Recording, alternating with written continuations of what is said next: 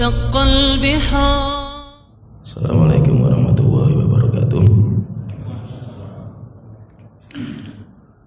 Bismillahirrahmanirrahim. Innal hamdalillah nahmaduhu wa nasta'inuhu wa nastaghfiruh wa na'udzu billahi min syururi anfusina wa min sayyiati a'malina.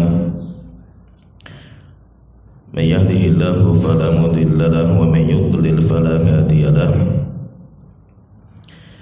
Wa asyhadu an la ilaha illallah wahdahu la syarika lah wa asyhadu anna Muhammadan abduhu wa rasuluh, amma ba'du. Sidang jamaah, Bapak, Ibu-ibu, hadirin yang dirahmati oleh Allah Ta'ala, alhamdulillah kita bersyukur kepada Allah Ta'ala. Di hari ini kita bisa duduk di majelis ilmu. Kita duduk di taman-taman surga, di mana kita tidak akan merasakan lezatnya taman surga di hari kiamat, kecuali kita sudah merasakan nikmatnya taman surga di dunia. Dan taman surga di dunia ini adalah majelis ilmu ini. Yaitu majelis ilmu itu dinamakan dengan taman-taman surga. Sebagaimana Rasulullah SAW beliau bersabda, "Idza marartum bi riyadil jannati farta'u."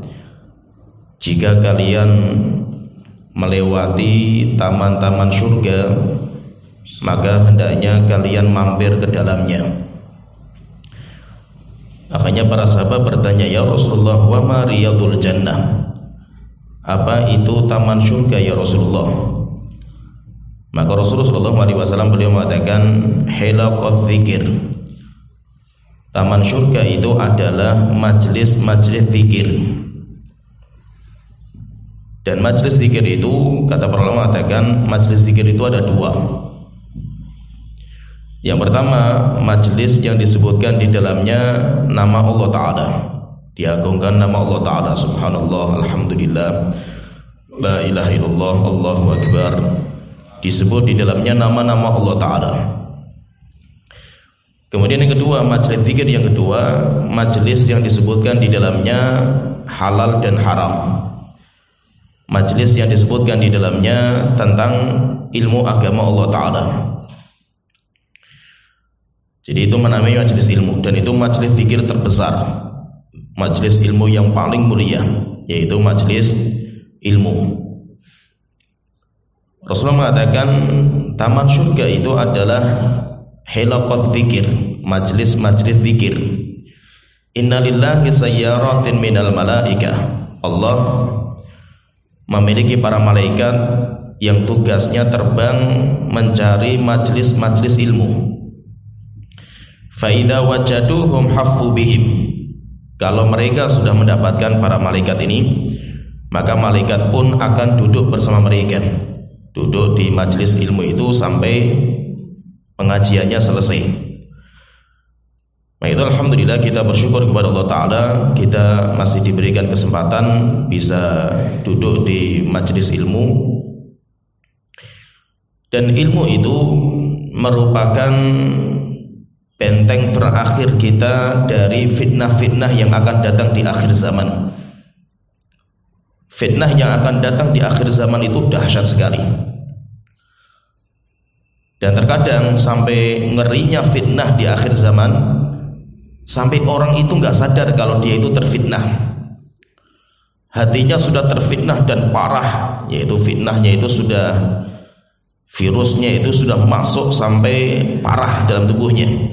Tetapi dia itu nggak sadar kalau dirinya itu sakit, dan itu yang paling bahaya.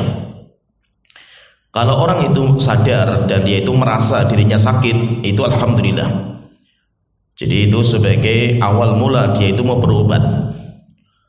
Tetapi yang bahaya itu ketika orang sakit parah tapi nggak merasa dirinya sakit. Bahkan yang lebih parah itu kalau dia merasa sehat, menganggap dirinya sehat, dan itu paling bahaya. Oleh karena itu di akhir zaman ini fitnah itu luar biasa dahsyatnya. Fitnah itu luar biasa. Maka itu yang paling selamat, yang paling bahagia adalah orang-orang yang dijauhkan dari fitnah itu oleh Allah Ta'ala. Oleh itu Rasulullah mengatakan dalam hadis yang sahih, innamas sa'idu liman junnibal fitan. Orang yang paling bahagia adalah orang yang dijauhkan dari fitnah. Dan fitnah ini kan nanti di akhir zaman itu, fitnah itu samar. Saking samarnya sampai orang itu nggak tahu mana yang benar dan mana yang salah. Saking samarnya. Oleh itu Hudzaifah radhiyallahu anhu, beliau pernah mengatakan, dulu para sahabat ketika mereka datang ke Rasulullah SAW, para sahabat itu biasanya kalau bertanya kepada beliau, mereka bertanya tentang kebaikan.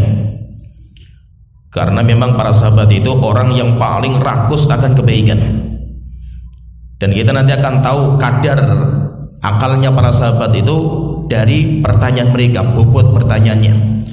Biasanya para sahabat itu kalau bertanya itu, dia bertanya yang paling mulia. Ya Rasulullah, amal apa yang terbaik? Ya Rasulullah, misalkan Islam apa yang terbaik? Jadi mesti yang terbaik.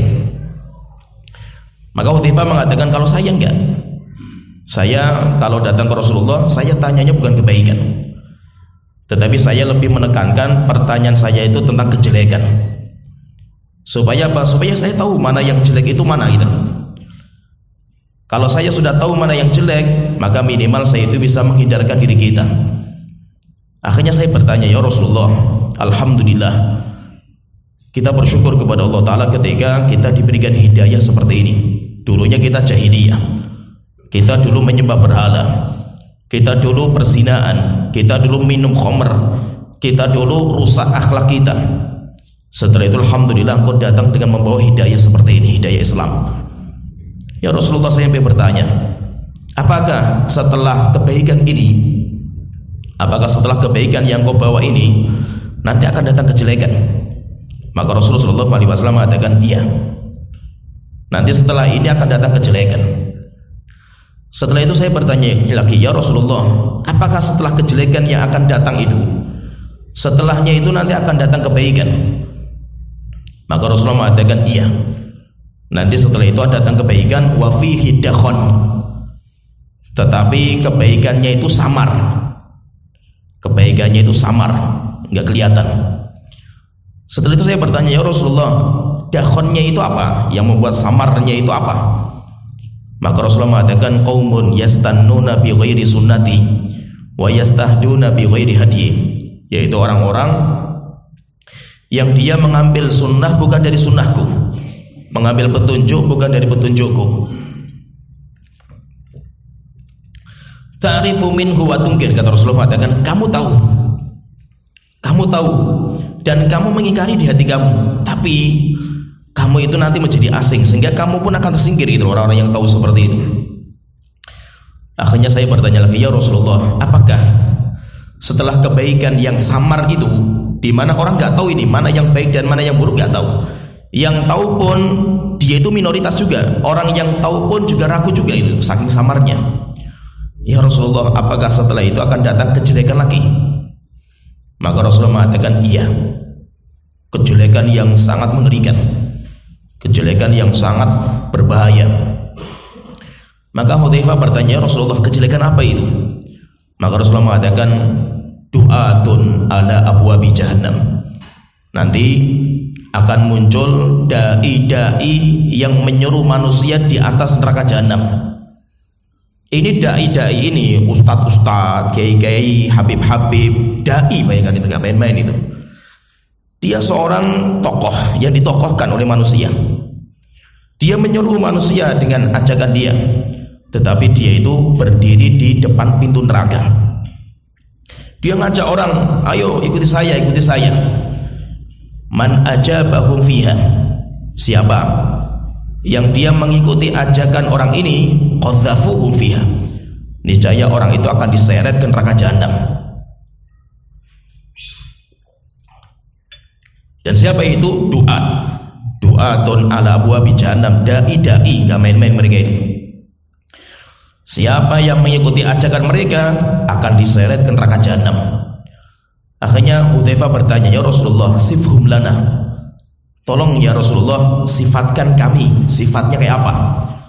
Sebutkan kepada kami sifatnya dai-dai itu kayak apa? Maka Rasulullah mengatakan, hum min jildatina, mereka itu kulitnya kayak kita, bungkusnya, casingnya itu kayak kita, Islam. Wa yatakallamuna bi alsinatina, ngomongnya kayak kita juga. Itu ngomongnya itu luar biasa. Terkadang bawakan ayat, terkadang bawakan dalil, terkadang bawakan cerita. Luar biasa, kita semuanya tersentuh dengan omongannya. Tetapi kalau kita ikuti ajakan dia, kita nanti akan diseret ke neraka jahanam. Sehingga kita fahami di sini, sudah jamaah yang dirahmati Allah Ta'ala, di akhir zaman itu fitnah itu dahsyat sekali.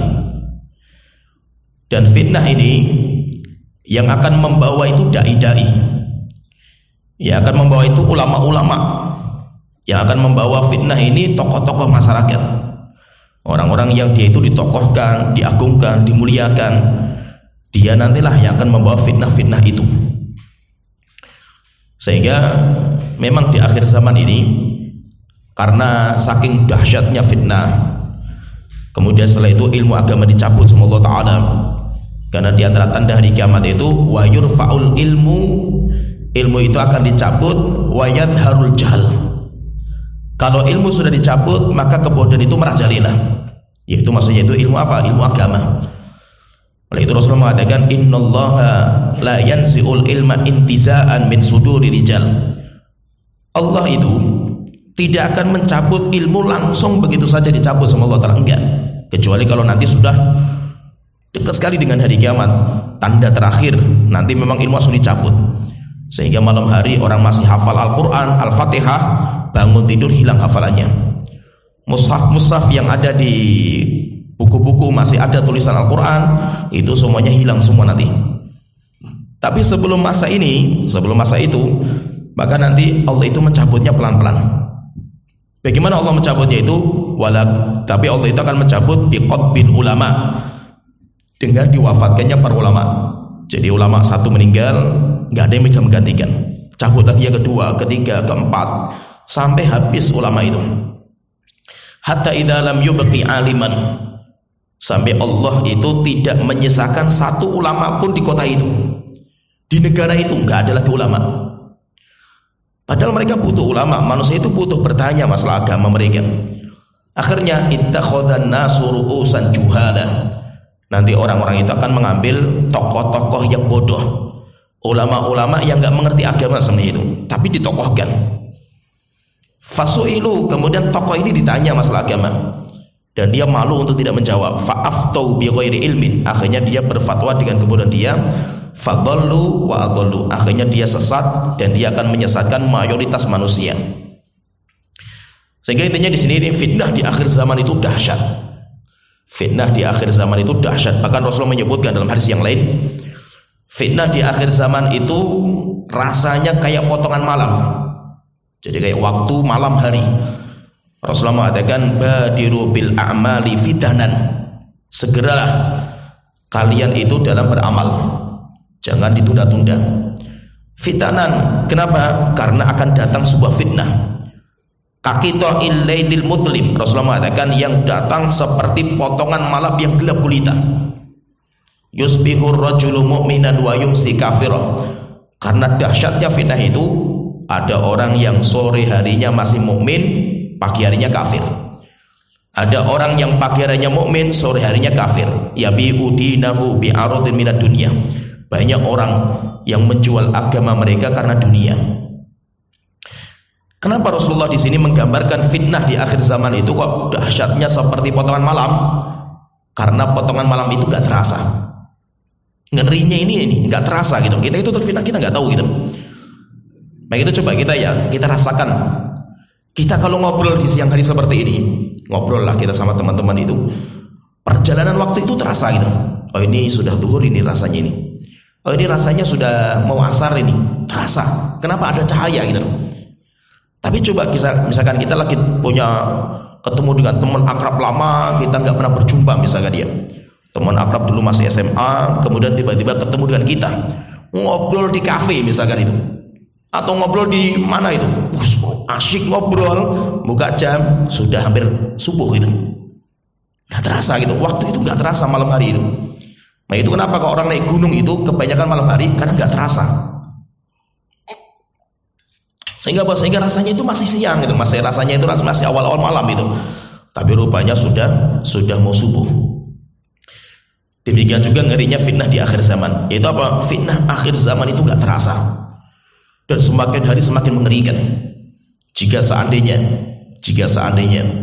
para sahabat saja yang mereka manusia terbaik, itu pun gak luput dari fitnah. Sampai akhirnya di zamannya Ali bin Abi Thalib terjadi perbedaan pendapat, sampai akhirnya terjadi peperangan. Sampai akhirnya terjadi perang Jamal antara Ali dengan Aisyah. Kemudian dilanjutkan lagi perang Siffin antara Ali dengan Muawiyah. Ini kan gak main-main, dahsyat, gak main-main fitnah ini. Apalagi di zaman kita, zaman yang sudah jauh sekali dari kenabian.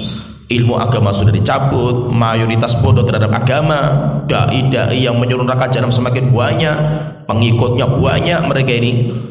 Akhirnya tidak ada cara kita itu selamat, ya kita kembali ke agama kita.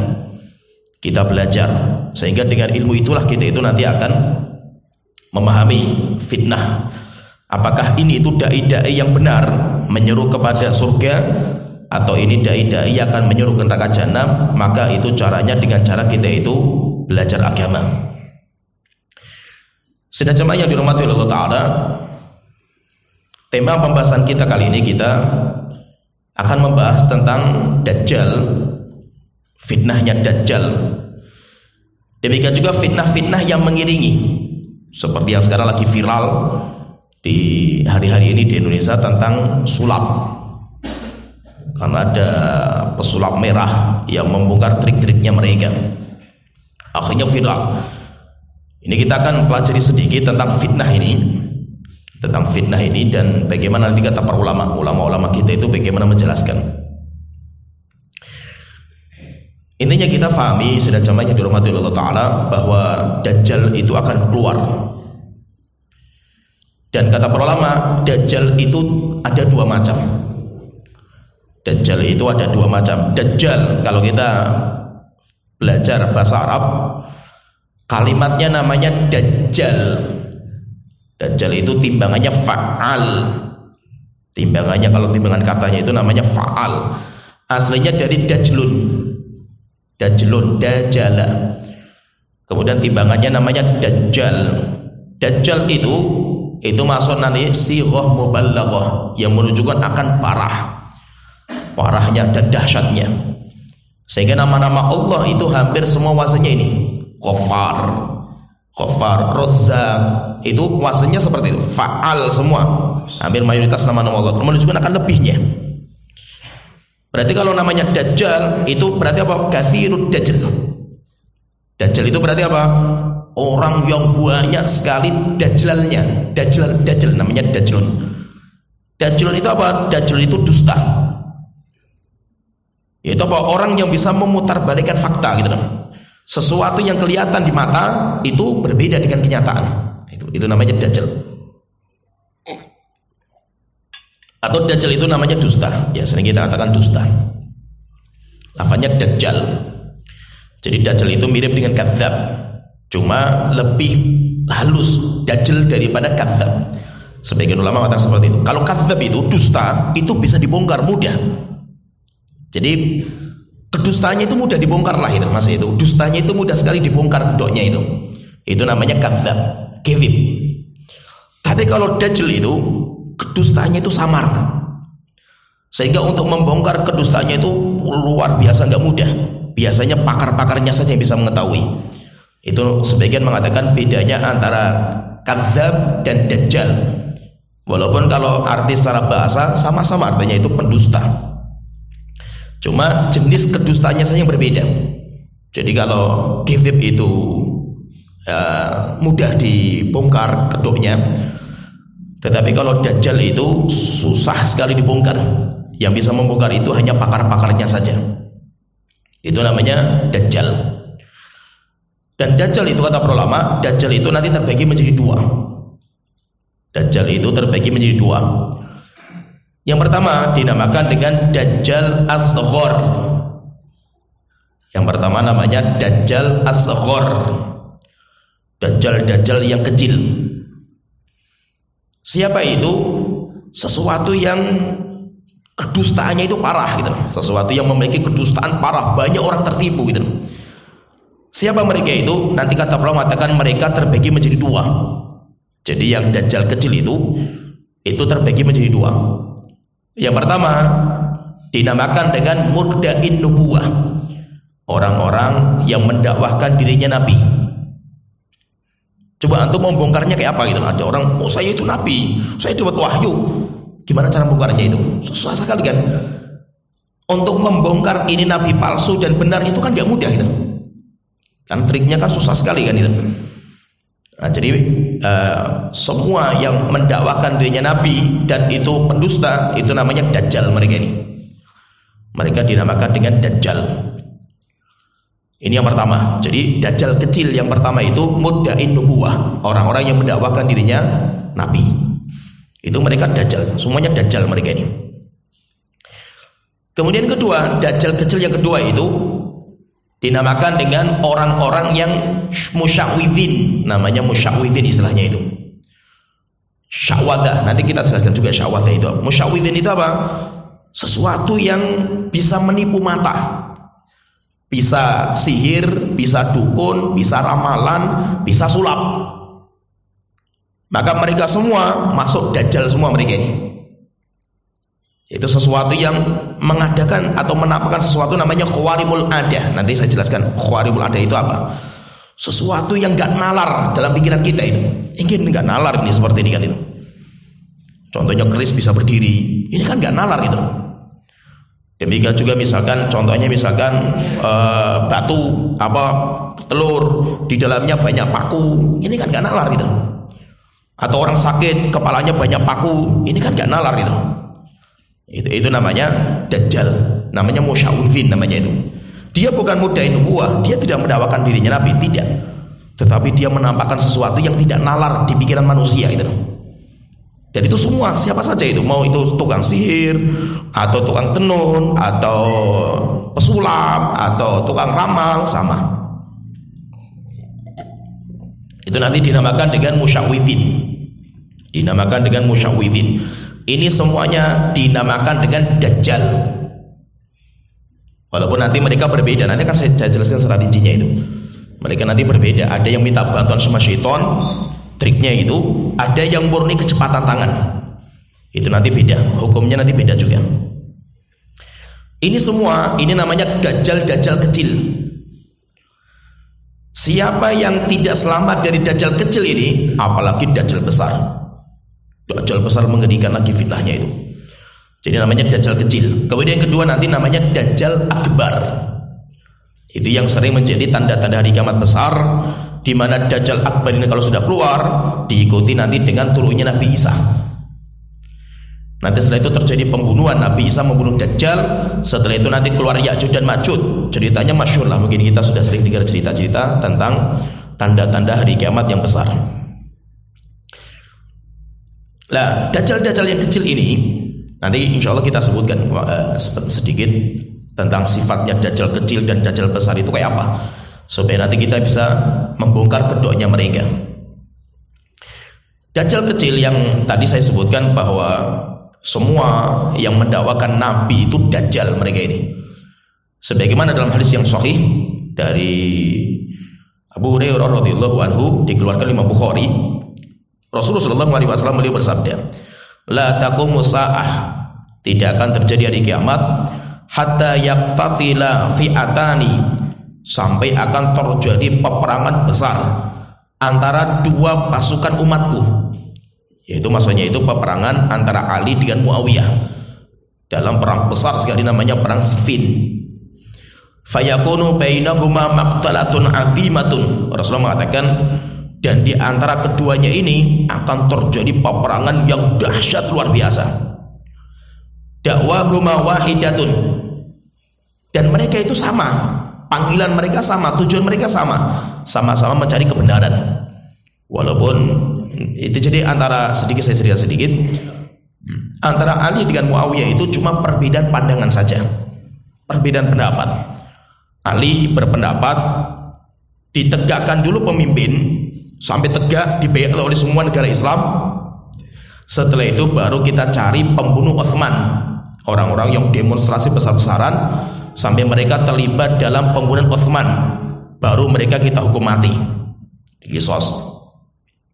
Muawiyah sebagai keluarganya Utsman enggak, pendapatnya wahai Ali, kita nanti akan membaiat engkau menjadi khalifah setelah kita tunaikan hak kita sebagai keluarganya Utsman, yaitu apa?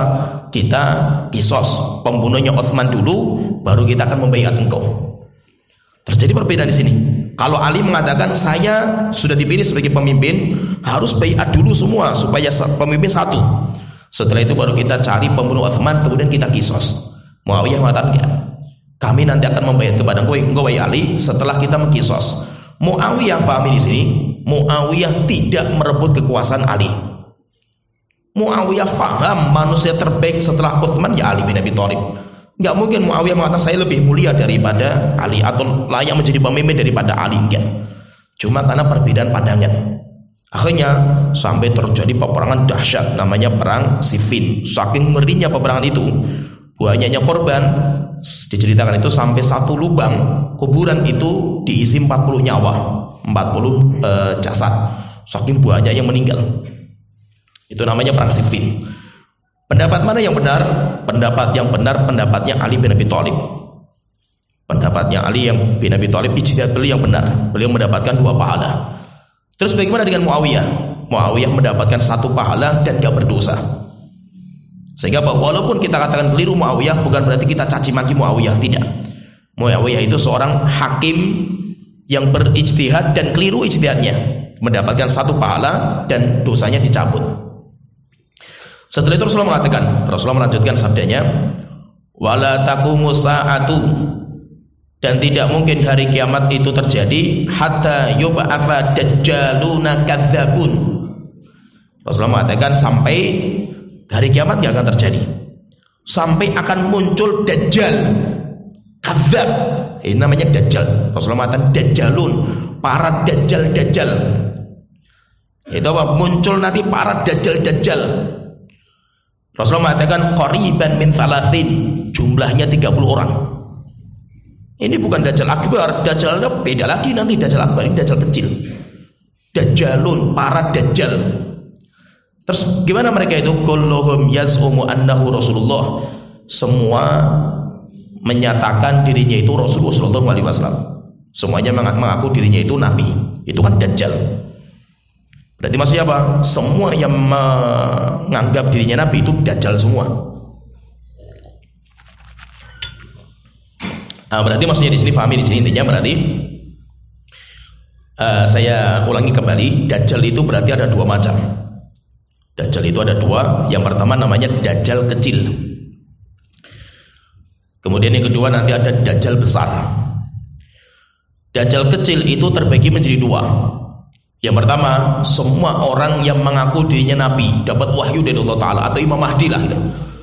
Dirinya itu Imam Mahdi, itu semuanya dajjal, pendusta mereka ini. Kemudian kedua, semua yang memiliki syahwadzah, sesuatu yang bisa mengeluarkan perkara-perkara yang gak nalar di pikiran manusia, itu namanya syahwadzah. Maka mereka juga dajjal. Mereka juga dajjal kecil. Dan fahami di sini, fahami ya. Jadi fahami. Dajjal kecil ini yang bermunculan banyak sekali lah mereka itu. Nabi palsu itu sudah berapa di Indonesia saja banyak orang-orang yang mengaku dirinya nabi. Demikian juga yang menisbatkan Imam Mahdi pun banyak sekali. Demikian juga dukun, tukang tenun, tukang sihir, tukang sulap, luar biasa jumlahnya itu. Bisa menggandakan uang dan yang lainnya itu. Ini hanya jembatan yang mengantarkan kepada dajjal akbar. Ini hanya jembatan. Nanti semakin mendekati keluarnya dajjal akbar semakin banyak. Itu kayak jembatan saja ini. Dan saya katakan ya, dari tadi saya katakan, ingat, kalau fitnah dajjal kecil saja bisa masuk dalam diri kita, kita terpedaya, kita terfitnah dengan dajjal kecil, apalagi dajjal besar. Ngeri, dajjal besar itu gak main-main itu. Maka kalau seandainya misalkan ya kita melihat seperti tukang sulap saja kita tertipu, berarti apalagi dajjal besar nanti itu. Jadi yang selamat dari fitnahnya dajjal besar minimal harus teruji dengan selamat dari dajjal kecil dulu. Ini fahami ya. Supaya kita itu bisa selamat dari dajjal akbar, maka kita itu harus dites dulu kita itu selamat dari dajjal kecil atau tidak. Jadi dajjal kecil itu kayak tes, alat uji. Kayak istilahnya itu kalau kita kayak kita itu sedang uji coba gitu. Tes tes air laut lah gitu, tes ombak. Jadi kita itu kayak dites ombak gitu. Di tes pertama muncul ini, kita masih kuat. Dites lagi, masih kuat, kita nggak terfitnah. Sampai akhirnya nanti datang dajjal akbar. Tinggal kita masih kuat atau tidak di waktu itu gitu. Tapi kalau kita itu dari tes-tes kecil ini, uji coba kecil-kecil kita berjatuhan, apalagi dengan dajjal yang akbar, pasti akan berjatuhan. Itu nanti ketika dajjal akbar keluar, pengikutnya banyak sekali. Dajjal akbar itu pengikutnya luar biasa. Dan insya Allah saya sebutkan, saking ngerinya fitnah dajjal di akhir zaman itu ya. Manusia terbaik itu siapa? Orang mukmin terbaik itu orang yang merantai anak dan istrinya di dalam rumah. Saking ngerinya itu, dipasung anak dan istrinya itu. Kenapa? Siapa saja yang keluar rumah semuanya terfitnah. Semua yang keluar rumah itu semuanya terfitnah, dan itu gak main-main. Kemudian saya sebutkan di sini, jadi fahami dulu ya dajjal tadi ya. Saya sebutkan maka itu pesulap itu termasuk dajjal nggak? Dajjal. Pesulap itu dajjal. Pesulap dajjal, tukang dukun dia dajjal. Kemudian orang yang mengaku dirinya Imam Mahdi dajjal, orang yang mengaku dirinya Nabi dajjal, semuanya dajjal semua. Tapi kita katakan mereka itu dajjal kecil. Apakah mereka itu dajjal besar? Enggak, nanti dajjal besar belum turun, belum keluar. Sudah ada tapi belum keluar. Kemudian fahami di sini ya, saya menyebutkan masalah yang kedua. Jadi masalah yang pertama tadi macam-macam dajjal. Ini fahami. Yang tadi saya sebutkan tadi fahami. Kemudian kedua, ada namanya pembahasan yang kedua namanya khawarimul adah. Ada namanya pembahasan penting namanya khawariqul adah. Bahasa Arabnya namanya khawariq. Khawariqul adah. Apa sih khawariqul adah itu? Khawariq itu yang pecah atau beda, yaitu yang masalah-masalah yang beda dengan adat manusia gitu, nggak normal, nggak logis gitu, nggak nalar gitu, sesuatu yang tidak nalar, nggak logis gitu, itu namanya khawariqul adah. Contohnya misalkan api itu kan panas, logika manusia api itu panas gitu. Nabi Ibrahim ketika dibakar dalam api kok menjadi dingin, itu nggak nalar gitu, nggak logis gitu. Secara hitung-hitungan akal manusia nggak mungkin gitu. Itu namanya khawariqul adah. Pisau itu tajam. Pisau itu tajam. Dan daging kita itu empuk. Maka kalau ada orang di pisau enggak menyobek dirinya, itu enggak normal gitu. Itu namanya sesuatu yang enggak nalar gitu. Jadi ada namanya khawariqul adah. Sesuatu yang dia itu keluar dari kaidah nalar manusia. Sesuatu yang tidak nalar. Sesuatu yang tidak masuk dalam kaidah akal. Budaya manusia lah itu, bukan kehidupan manusia lah itu, bukan seperti itu. Itu namanya khawariqul adah. Bahasa Arabnya namanya khawariqul adah. Sesuatu yang tidak normal, sesuatu yang tidak logis. Kata para ulama, khawariqul adah itu terbagi menjadi 3. Khawariqul adah itu terbagi menjadi 3. Dilihat dari siapa yang mengamalkan itu. Dilihat dari siapa yang mengamalkan, maka itu terbagi menjadi 3. Yang pertama, dinamakan dengan mukjizat. Dinamakan dengan mukjizat jika sesuatu yang tidak normal itu muncul dari Nabi. Jika yang mengamalkan itu adalah Nabi, maka dinamakan dengan mukjizat. Walaupun penamaan mukjizat itu penamaan baru atau namanya lafadz bid'ah. Mukjizat, nama mukjizat itu bid'ah sebenarnya. Namanya, saya katakan namanya penamaan bid'ah. Kenapa? Karena nama mukjizat di Al-Quran nggak ada, dalam hadis Rasulullah nggak ada, di ucapan ulama salaf kita nggak ada. Antum mau cari mukjizat Nabi nggak ada, ketemu itu dalam Al-Quran, hadis nggak ada. Terus apa yang dipakai mukjizat dalam lafaz Al-Quran, hadis, ucapan ulama-ulama salaf kita itu? Maka kebanyakan pakainya ayat. Ayat, nanti ayat terbagi menjadi dua. Ada namanya ayat syar'iyah, itu wahyu. Kemudian yang kedua ada namanya ayat kauniyah, itu namanya mukjizat. Nah, itu Nabi itu diberikan dua ini. Nabi diberikan ayat syar'iyah, wahyu. Kemudian yang kedua, Nabi itu diberikan ayat kauniyah. Sesuai dengan kehebatan masyarakatnya zaman itu apa? Begitu Rasulullah mengatakan, "Ma min nabiyyin illa utiya minal ayat ma mithluhu amana alaihil bashar." Tidak ada seorang nabi kecuali Allah berikan kepadanya ayat. Ayat apa ini? Ayat kauniyah. Yang mirip dengan kondisi masyarakatnya. Dengan itu nanti masyarakat berbondong-bondong untuk beriman. Contohnya Nabi Musa, masyarakatnya berbangga dengan ilmu sihir, mukjizatnya mirip dengan itu. Nabi Isa masyarakatnya berbangga dengan kedokteran, maka mukjizatnya mirip dengan itu. Nabi Muhammad mukjizatnya banyak sekali, Nabi Muhammad SAW. Jadi itu namanya mukjizat. Makanya kita sering memakai kalimat mukjizat karena masyhurnya. Karena setelah itu bahasa yang masyhur itu mukjizat. Ya udah kita pakai lafaz mukjizat. Jadi sesuatu yang luar biasa itu pertama dia munculnya dari Nabi, maka itu namanya mukjizat. Kemudian yang kedua, sesuatu yang enggak nalar, yang enggak logis, muncul dari orang soleh yang bertakwa. Orang soleh, orang yang bertakwa, orang yang beriman kepada Allah Ta'ala, orang yang menjalankan sunnah Rasulullah SAW. Tapi dia itu muncul sesuatu yang enggak logis gitu, maka itu dinamakan dengan karomah, atau yang sering kita namakan dengan karomatul aulia. Karomahnya para wali-wali Allah Ta'ala, namanya karomah. Nah, nanti tinggal kita bedakan ini antara karomah dengan yang ketiga. Nah, yang ketiga itu sesuatu yang gak logis, sesuatu yang gak masuk akal, muncul bukan dari Nabi, muncul bukan orang yang beriman, maka itu dinamakan dengan sya'wadzah. Nah, itu yang kita sebutkan tadi. Nah, itu berarti apa? Ada tiga kan? Mukjizat, karomah, sya'wadzah. Nah, itu ada tiga ini. Mukjizat, karomah, sya'wadzah. Itu dari mana? Antum jangan melihat luar biasanya itu. Hampir sama, terkadang luar biasanya sama. Kalau dilihat dari luar biasanya itu sama-sama luar biasa. Sama-sama nggak logis semua itu. Tapi yang membedakan itu apa? Ini dari siapa gitu? Siapa yang mengamalkan itu? Siapa? Muncul dari mana gitu? Kalau munculnya dari Nabi itu namanya mukjizat. Muncul dari orang soleh yang bertakwa namanya karomah. Muncul dari orang yang bukan Nabi, bukan orang yang bertakwa, namanya sya'wadzah.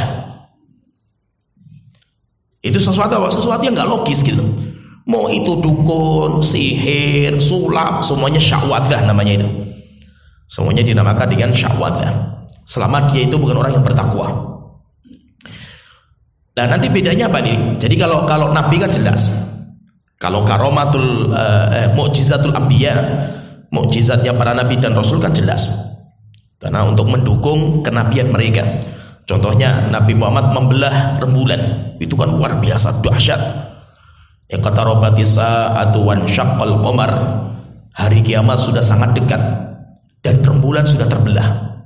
Dan terbelah beneran rembulan itu. Jadi orang yang di timur barat semuanya melihat rembulan terpecah menjadi dua. Itu kan luar biasa itu. Demikian juga Rasulullah mengabarkan banyak perkara-perkara yang terjadi semua. Contoh lagi, Rasulullah SAW itu beliau menjalankan pohon. Bisa Rasulullah itu waktu itu. Demikian juga Rasulullah SAW itu bisa mengeluarkan tangan kemudian keluar air dalam tangannya beliau, jarinya beliau. Luar biasa banyak sekali mukjizatnya Rasulullah. Kalau nabi-nabi yang lain mukjizatnya macam-macam. Nabi Musa mukjizatnya apa?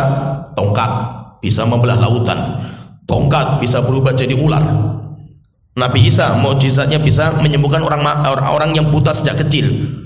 Nabi Isa bisa mengabarkan kamu tadi makan apa. Nabi Isa bisa menjadikan tanah liat itu kemudian diterbangkan jadi burung. Itu kan sesuatu yang luar biasa, di mana kedokteran nggak mampu. Demikian juga nabi-nabi yang lainnya banyak mukjizat mereka. Jadi ada namanya mukjizat. Ini kalau itu dari nabi. Ada juga namanya karomah. Contohnya misalkan karomah ini apa? Maryam itu kan bukan nabi. Maryam itu bukan nabi karena nggak mungkin nabi itu wanita. Ketika Maryam itu dilahirkan, kan Maryam itu dilahirkan diwakafkan untuk ibunya. Ibunya itu mewakafkan Maryam untuk masjid. Ya kan, masjid. Berarti Maryam itu anak yang diwakafkan untuk masjid sama ibunya. Pengennya ibunya itu anak laki-laki, tapi malah munculnya anak perempuan. Ketika Maryam itu ditaruh di masjid, di mihrab, terus ada sayembara, siapa yang ingin merawat Maryam, maka orang-orang ikut, termasuk Zakaria. Sayembaranya apa? Setiap orang bawa kayu, tulisin nama masing-masing, nanti kayunya dilempar di sungai. Siapa yang kayunya itu naik ke atas melawan arus, itu yang menang. Dan rupanya ketika dilempar, yang kayu yang bisa melawan arus sungai itu kayunya Nabi Zakaria. Itu kan luar biasa itu. Namanya kayu itu kan ngikuti aliran sungai ke bawah kan, bukan ke atas kan itu. Nah, ketika Zakaria itu merawat Maryam, Nabi Zakaria itu setiap masuk mihrab di Masjidil Aqsa itu mendapatkan dalam mihrab itu makanan penuh. Bahkan ada buah-buahan yang nggak ada di Palestina. Bahkan ada buah-buahan yang waktu itu nggak musimnya itu ada. Sampai akhirnya bingung. Zakaria itu sampai bingung. Sampai akhirnya Zakaria itu bertanya, "Wahai Maryam, dari mana engkau mendapatkan makanan seperti ini?" Maka Maryam mengatakan, "Itu semuanya pemberian dari Allah Ta'ala, langsung dari atas langit." Ya, itu namanya karomah. Setelah itu Maryam itu kan hamil, karena ditetangi sama malaikat Jibril kan itu. Setelah itu hamil nggak punya suami. Ketika malaikat Jibril mengatakan, "Wahai Maryam, Allah memutuskan kamu untuk hamil, punya anak laki-laki yang nanti akan menjadi nabi juga." Maka Maryam bertanya, "Wahai malaikat, bagaimana saya bisa hamil? Saya nggak pernah disentuh sama laki-laki itu." Maka Jibril mengatakan, "Itu putusan dari Allah Ta'ala." Setelah itu hamil, sampai ketika mau melahirkan, Maryam itu keluar dari mihrab karena tidak mau melahirkan di masjid karena takut kotor. Akhirnya dia itu melahirkan di bawah pohon kurma. Ketika melahirkan, sakitnya luar biasa Maryam ini. Selesai melahirkan, apa kata Allah Ta'ala? Mengatakan, "Wa huzzi ilaiki bijid'in nakhlati tusaqit 'alaiki rutban janiyah." Maryam, goyangkan pohon kurma, niscaya akan berjatuhan buah-buah dari atasnya. Coba ini gambarkan ya. Wanita barusan melahirkan, suruh menggoyangkan pohon kurma gitu. Coba ya, wong laki-laki yang perkasa saja nggak bisa gitu. Apalagi buah kurma ini nggak kayak kelapa. Kelapa itu kan buahnya besar, berat. Digoyangkan bisa jatuh, berat. Ini buahnya kecil-kecil gitu, kurma itu kan gitu. Pohonnya lebih besar daripada kelapa gitu. Tapi akhirnya apa? Digoyangkan sama Maryam, berjatuhan buah-buahan. Itu namanya apa? Karomah. Nggak nalar gitu, maksudnya salah nalar manusia itu nggak mungkin gitu. Itu namanya karomah. Contoh lagi misalkan, contoh karomah misalkan zamannya Umar bin Khattab radhiyallahu anhu. Beliau sedang di masjid dengan para sahabat, beliau nggak ikut perang. Tapi tiba-tiba ditampakkan di depan beliau pasukan perang. Bahkan beliau bisa ngobrol dengan prajuritnya, komandannya. Sehingga beliau arahkan, "Wahai si fulan, arahkan pasukan yang itu untuk ke sana. Arahkan yang ini untuk ke sana. Akhirnya apa? Sampai orang-orang itu bingung, Umar ngomong sama siapa gitu. Rupanya Umar itu sedang mengarahkan prajurit perang beliau. Itu namanya apa? Karomah. Contoh lagi misalkan prajurit perangnya Umar itu, dia itu bisa berjalan di atas lautan. Kudanya berjalan di atas lautan. Ada para sahabat yang waktu itu kelaparan, kehausan, lapar yang sangat. Akhirnya setelah itu berdoa kepada Allah Ta'ala, tiba-tiba datang ikan paus yang besar sekali terdampar. Kata para sahabat, ini makanan bagi kita ini. Sampai akhirnya mereka itu masuk ke dalam ikan paus itu, saking besarnya itu, satu mata itu bisa dimasuki 10 orang. Besarnya ikan paus itu, luar biasa besarnya. Demikian juga ada kisah juga seorang sahabat yang menjadi mata-mata Rasulullah. Rasulullah ngirim beberapa mata-mata, ketangkep sampai akhirnya mata-mata itu dieksekusi mati. Intinya dihukum mati lah waktu itu. Ada seorang sahabat ketika itu dirantai, dipasung, kemudian dijaga ketat sama prajurit. Dia itu setiap harinya makan buah-buahan yang gak ada di Mekah itu. Saya orang bingung, itu dapat dari mana kamu ini? Allah memberikan saya makanan. Sampai akhirnya ketika datang putusan dihukum mati, akhirnya kan dia dihukum mati, dieksekusi mati. Setelah itu ada orang yang mau memenggal lehernya, dipisahkan antara kepala dan jasad. Tiba-tiba datang lebah-lebah yang banyak sekali menjaga jasadnya. Akhirnya orang-orang itu yang ingin memenggal lehernya nggak bisa. Itu namanya apa ini seperti ini? Namanya karomah. Dinamakan dengan karomah. Kenapa? Karena yang mengamalkan itu orang-orang mulia, orang-orang yang bertakwa, dan itu ada. Seperti itu tuh ada, karomah itu ada. Kemudian yang ketiga namanya sya'wadzah. Sya'wadzah itu apa? Kalau dia bukan nabi, dia bukan orang yang bertakwa, orangnya nggak sholat, orangnya dia nggak mengamalkan sunnah, orangnya dia itu ya kayak gitulah itu. Tapi hebat, tembak nggak mempan, bisa terbang, bisa menerawang dan yang lainnya. Maka kita katakan itu sya'wadzah, syaitan itu sya'wadzah, dinamakan dengan sya'wadzah. Maka itu jangan kita itu langsung terpedaya dengan kehebatan. Maka saya katakan itu yang menjadi standar itu bukan hebatnya, sesuatu yang luar biasa, bukan itu yang menjadi standar, itu siapa yang mengamalkan. Jadi kalau ada orang misalkan dia itu tembak nggak mempan, jangan ditembaknya nggak mempan yang membuat kita tertipu. Luar biasa berarti orang itu. Jangan itunya yang kita lihat, tapi yang kita lihat itu siapa dia itu. Ada orang misalkan dia tidur dilindas sama truk nggak apa-apa, itu kan luar biasa itu. Jangan hebat berarti dia wali Allah Ta'ala, bukan. Jangan kita melihat kepada kehebatan orang itu gitu, tapi kita lihat siapa dia. Ya, paham ya Mas? Jadi takarannya itu apa? Jangan ketika itu kita itu tertipu dengan kehebatan, bukan. Tapi yang kita perlu lihat itu siapa orang itu. Jadi yang perlu kita lihat itu siapanya. Begitu. Imam Syafi'i itu pernah beliau itu didatangi sama seseorang. Orang itu dengar dari seorang ulama namanya Laits bin Sa'ad. Laits bin Sa'ad itu mengatakan, "Idza ra'aitar rajula yatiru fil hawa." Jika kalian melihat ada orang yang terbang di langit, fala tusaddiquh, jangan dibenarkan dia itu wali Allah Ta'ala sampai kamu cocokkan perbuatan orang itu dengan Al-Quran dan Sunnah. Jadi kita lihat orangnya dulu, dia itu siapa gitu. Disampaikan ucap ini kepada Imam Syafi'i, maka beliau mengatakan qassara Laits bin Sa'ad kurang, ungkapannya kurang, perlu kita tambahi. Maka setelah itu Imam Syafi'i mengatakan, idza ra'aitar rajula yatiru fil hawa wa yamshi 'alal ma', ditambah sama Imam Syafi'i ini, jika engkau melihat ada orang yang dia itu terbang di atas langit dan berjalan di atas air, fala tusaddiqu, jangan sekali-kali kamu benarkan dia itu wali Allah sampai kamu timbang dia itu amal dia dengan Al-Quran dan Sunnah. Maka fahami di sini maksudnya apa? Kita itu jangan melihat kehebatan. Oh, seakan-akan kalau dia hebat pakai sorban, pakai jubah, dia itu jenggoten, wes wali Allah ini luar biasa itu. Jangan. Kita timbang dulu dia amalannya itu sesuai dengan Al-Quran dan Sunnah atau tidak gitu. Jadi seperti, dan nanti fahami di sini. Jadi fahami sesuatu yang luar biasa ini ya. Ini ada tiga ini ya. Nah, tiga itu sesuatu yang luar biasa semua, nggak nalar semua itu. Tetapi kita perlu bedakan dari siapa itu muncul. Kalau munculnya dari Nabi namanya mukjizat, munculnya dari orang soleh yang bertakwa namanya karomah. Kalau munculnya itu dari selain itu, maka itu namanya sya'wadzah. Dan fahami di sini orang yang karomahnya termasuk banyak karomahnya itu Syekh Abdul Qadir Al-Jailani. Kita kalau membaca biografi beliau dari ulama-ulama kita itu masya Allah luar biasa karomahnya itu. Kita kalau membaca beliau itu masya Allah hebat. Imam Syekh Abdul Qadir Al-Jailani itu luar biasa. Saking banyaknya karomah beliau, akhirnya orang itu banyak mengkultuskan Syekh Abdul Qadir Jailani. Dan anehnya lagi kata para ulama, dan akhirnya dinisbatkan kepada beliau cerita-cerita yang itu semuanya dusta. Biasanya nanti sering disebutkan dalam kitab namanya Manaqib. Kitab namanya Manaqib. Kalau ditanya Manaqib itu apa sih?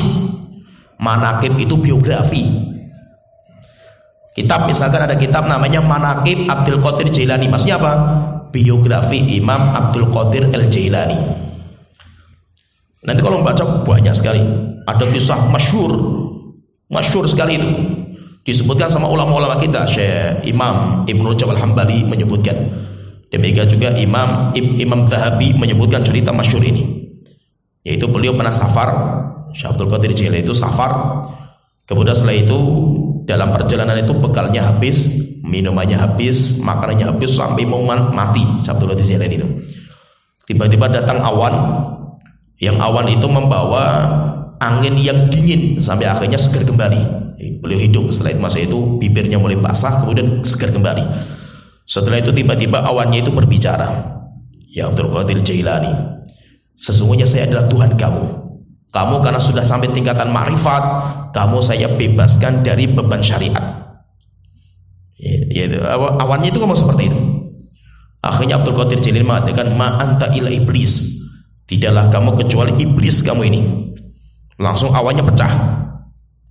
Setelah itu awannya itu berbicara lagi, wahai Abdul Qadir Jailani, memang saya iblis, dan saya sudah menyatakan 99 dengan cara seperti ini, dan semuanya berhasil. Tidak lain kamu kok bisa selamat dari saya di jeratan seperti ini, kecuali karena ilmu hadis yang kuat kamu miliki, sehingga kamu bisa selamat dari jeratan saya. Berarti menunjukkan apa? Banyak jeratan syaitan itu apa kepada orang-orang yang soleh itu? Kamu itu sudah sampai tingkatan ma'rifat. Kalau sudah ma'rifat, bebas, kewajiban kamu itu sudah gugur kewajiban itu. Makanya nanti orang-orang sufi yang ekstrim, gak semua sufi ekstrim, nanti membagi tingkatan agama menjadi 4: syariat, thariqat, hakikat, ma'rifat. Kalau sudah ma'rifat, kata mereka, Allah menyatu dengan zat saya, sehingga nanti ada namanya kelompok namanya Wahdatul Wujud atau Ittihadiyah. Yang masyhur itu Ittihadiyah sebenarnya, bukan Wahdatul Wujud. Yang di Indonesia itu bukan Wahdatul Wujud, mereka adalah Ittihadiyah. Beda antara Wahdatul Wujud dengan Ittihadiyah itu beda. Kalau Wahdatul Wujud, semua wujud yang kelihatan itu semuanya Tuhan. Yaitu nanti diadopsi, itu yang mencetuskan Ibnu Arabi, sering diadopsi sama orang-orang liberal.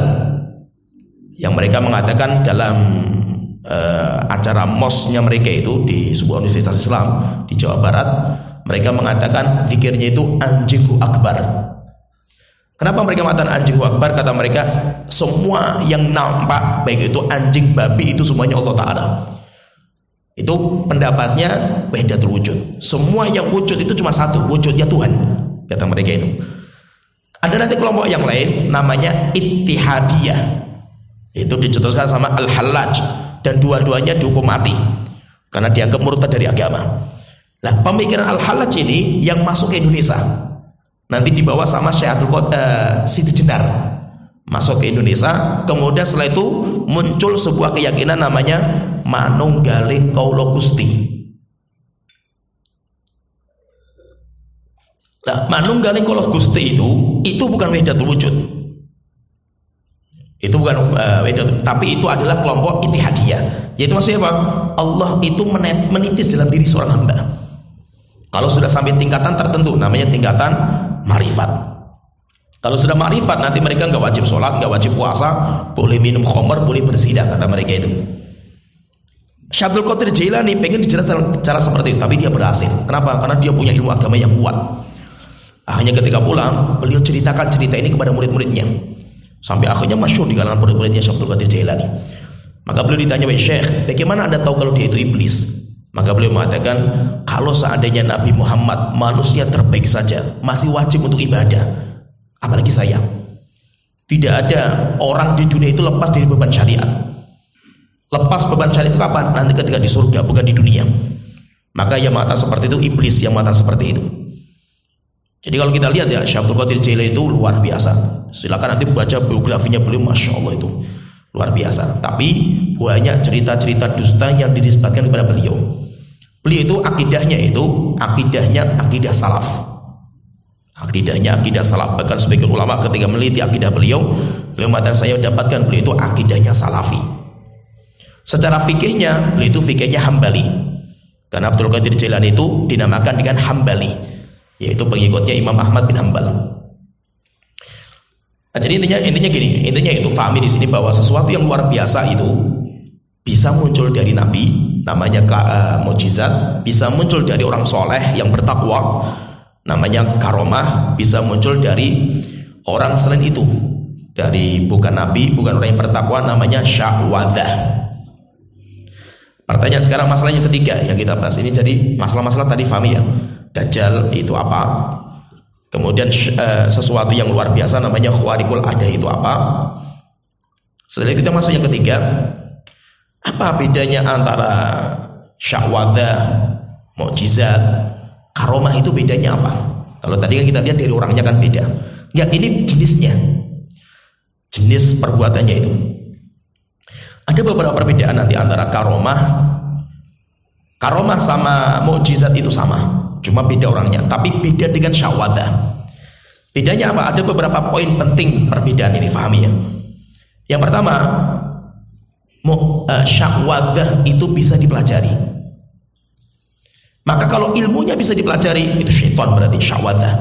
Tidak mungkin karomah, karena karomah itu nggak bisa dipelajari. Mukjizat tidak bisa dipelajari. Sehingga misalkan gini, kita pengen mempelajari bagaimana cara Maryam itu menggoyangkan pohon korma, nggak bisa. Itu ilmu nggak bisa dipelajari itu. Tapi kalau ada bukunya, ada Darmo Gandulnya lah istilahnya, atau apanya lah itu, atau Samsul Ma'arifnya, atau apalah Mujarobat, ada kitabnya itu ada gitu loh. Dan itu bisa dipelajari kan itu. Bisa diuji coba, dipelajari sampai dapat sertifikat. Itu syaitan kalau ini semuanya sya'wadzah, itu bukan karomah. Jadi yang pertama tidak bisa dipelajari. Jadi kalau bisa dipelajari berarti masuknya sya'wadzah. Yang kedua, tidak bisa disengaja. Tidak bisa disengaja. Maka kalau disengaja bisa, itu berarti sya'wadzah. Maksud disengaja itu apa? Kita nanti adakan atraksi tanggal berapa, tanggal sekian, jam sekian, itu kan disengaja nanti kan. Ya bisa disengaja, itu nggak bisa itu. Nggak bisa Nabi Musa itu menyengaja dengan tongkatnya, nanti besok tak tunjukkan kepada kalian tongkat saya berubah jadi ular. Nggak bisa gitu. Kenapa? Karena karomah dan mukjizat itu munculnya secara tiba-tiba. Orangnya pun nggak sadar kalau dia itu akan muncul seperti itu gitu. Tapi kalau sesuatu itu yang bisa disengaja itu, maka itu semuanya syaitan. Itu semuanya sya'wadzah, namanya sya'wadzah. Dajjal berarti mereka itu. Kalau bisa disengaja, maka itu dajjal. Bisa disengaja, kemudian bisa kapan saja, kemudian bisa ini syaitan kalau seperti ini. Kemudian yang ketiga, sifatnya karomah yang ketiga itu, karomah itu atau mukjizat itu nggak bisa diulang-ulang. Tidak bisa diulang-ulang. Nah itu Nabi Musa, contohnya saya contohkan Nabi Musa. Nabi Musa itu kan punya tongkat, tongkatnya di tangan beliau terus. Sampai Allah ketika Nabi Musa itu diangkat jadi nabi di Tur Sina, akhirnya kan Allah telah bertanya, wa ma tilka biyaminika ya Musa. Musa, yang di tangan kanan kamu itu apa? Maka Nabi Musa mengatakan, innama hiya asaya, Tuhanku ini tongkatku. Atawakkau biha 'alaiha wa ahushu biha 'ala ghanami wa liya fiha ma'aribu ukhra. Saya biasa gunakan untuk bersandar dalam perjalanan saya, yaitu untuk berjalan. Demikian juga untuk gusah binatang, gembala, dan saya juga punya tujuan yang lain wahai Tuhanku. Apa Allah telah mengatakan? Alqiha ya Musa. Coba sekarang lempar tongkat kamu itu ya Musa. Fa'alqaha, akhirnya dilempar sama Nabi Musa, berubah jadi ular. Nabi Musa pun nggak tahu itu berubah jadi ular. Akhirnya ngeri ini, luar biasa gitu loh, masa itu ngeri sekali kan. Akhirnya Nabi Musa takut. Apa kata Allah Ta'ala? La takhaf, jangan takut wahai Nabi Musa. Apa kata Allah Ta'ala? Sanu'iduka siratal ula, nanti akan saya ulang lagi kejadian ini wahai Musa. Berarti apa? Nanti akan terjadi lagi, tongkat kamu berubah jadi ular. Nabi Musa nggak tahu kapan, itu pun nggak tahu, dijanjikan sama Allah tapi kapan nggak tahu. Kalau seandainya Nabi Musa itu tahu, oh ini bisa berubah, saya pengen berubah, langsung berubah itu tongkat saya itu. Nabi Musa berhadapan sama tukang sihir, nggak mungkin takut Nabi Musa kan itu. Oh saya punya tongkat, berubah jadi ular sekarang, berubah nanti kan, nggak bisa Nabi Musa itu. Akhirnya ketika berhadapan sama tukang sihir Fir'aun, berhadapan kan itu. Setelah itu terjadi diskusi, wahai Musa, siapa yang pertama kali membalas sihir? Maka Nabi Musa, silakan kalian dulu. Fa'alqaw hibalahum, akhirnya mereka melempar tali-tali mereka. Kemudian berubah menjadi ular, mengejar Nabi Musa. Akhirnya Nabi Musa ketakutan, takut juga Nabi Musa itu. Maka Allah Ta'ala mengatakan, la takhaf innaka antal a'la. Musa, kamu jangan takut, kamu hari ini akan menang. Wa alqi ma fi yaminika, lempar tongkat kanan kamu, talqaf ma sona'u, akan berubah jadi ular yang memakan tali-tali itu. Baru akhirnya dilempar sama Nabi Musa, berubah jadi ular. Berarti apa? Nggak bisa disengaja, tidak bisa diulang-ulang. Nggak, bos, besok tak ulang lagi jadi ular lagi, besok jadi ular lagi, nggak bisa gitu. Kalau bisa diulang-ulang lagi, bisa dipelajari, bisa disengaja, itu semuanya sya'wadzah. Ya paham ya? Kemudian yang keempat, bedanya keempat, jadi ada 4 perbedaan. Yang keempat, sya'wadzah itu tidak bisa. Jadi sya'wadzah itu hanya tipuan mata. Jadi sya'wadzah itu tipuan mata. Sihir itu hanya tipuan mata. Tidak mungkin bisa merubah benda ke benda yang lain. Yang bisa merubah seperti ini mukjizat atau karomah dari Allah Ta'ala. Tapi kalau benda ini dengan kemampuan dajjal, kemampuan tukang sihir, tukang tenun, bisa berubah kepada zat yang lain, mustahil, nggak mungkin bisa mereka ini. Nah itu ketika tukang sihirnya Fir'aun melempar tali, apa kata Allah Ta'ala? Allah Ta'ala mengatakan, saharu a'yunan nasi wastarhabuhum. Tukang sihir itu menyihir mata-mata orang yang melihat. Disebutkan dalam ayat yang lain, wa yukhayyalu ilaihi annaha tas'a. Dihayalkan dalam mata orang yang melihat kalau itu adalah ular. Maksudnya apa? Mustahil tukang sihir paling top dunia itu bisa merubah tali yang itu cuma tali berubah menjadi ular yang ada daging, tulang, darah. Gak mungkin. Sekuat ilmu apa tukang sihir dia itu, gak mungkin bisa. Berbeda dengan Nabi Musa. Nabi Musa mukjizat, bukan sihir. Sehingga Nabi Musa itu bawa tongkat. Tongkat ini kayu. Ketika dilempar menjadi ular beneran yang ada daging, tulang, darah. Dari yang kayu bisa menjadi daging. Itu kan luar biasa itu. Akhirnya ketika dilempar, dimakanlah tali-talinya tukang sihir Fir'aun. Apa kata tukang sihir itu? Tukang sihir langsung sujud kepada Allah Ta'ala, beriman. Langsung di waktu itu beriman. Akhirnya marah Fir'aun ini. Qala amantum bihi qabla an adzana lakum. Kok bisa-bisanya kalian malah beriman sama Nabi Musa gitu loh. Di sini kan kalian kami datangkan itu untuk melawan Musa, bukan malah beriman sama Nabi Musa. Akhirnya kan diancam tukang sihirnya itu. La uqatti anna aydiyakum wa arjulakum min khilafin aw la usallibannakum fi judu'in nakhli. Kalau kalian itu tidak kembali ke agama nenek moyang, akan kami potong tangan dan kaki kalian bersilang. Setelah itu kami salib di pohon korma supaya kalian tahu siapa yang paling keras azabnya, saya atau tuannya Nabi Musa. Coba bayangkan itu. Apa kata tukang sihirnya Fir'aun ini? Enggak, saya enggak peduli Fir'aun. Silakan faqdima anta qadin. Kalau kamu ingin menyiksa kami seperti silahkan. Sudah datang kebenaran bagi diri kami, yaitu apa? Nabi Musa bukan membawa sihir.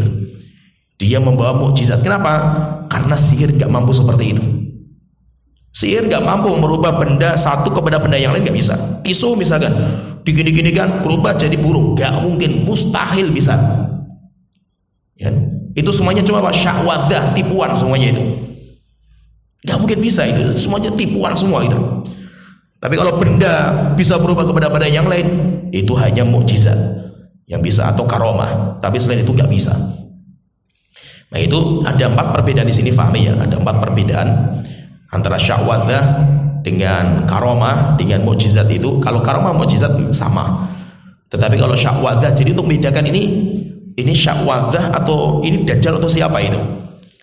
Walaupun dia luar biasa kan itu, maka kita lihat dulu siapa dia. Oh dia itu bukan orang soleh, dia itu sholat saja enggak, dia itu misalkan dia mengamalkan sunnah saja enggak, berarti dajjal dia itu. Terus sesuatu yang muncul dinamakan karomah, ini karomah wali, ini karomah misalkan, kita katakan bisa dipelajari enggak?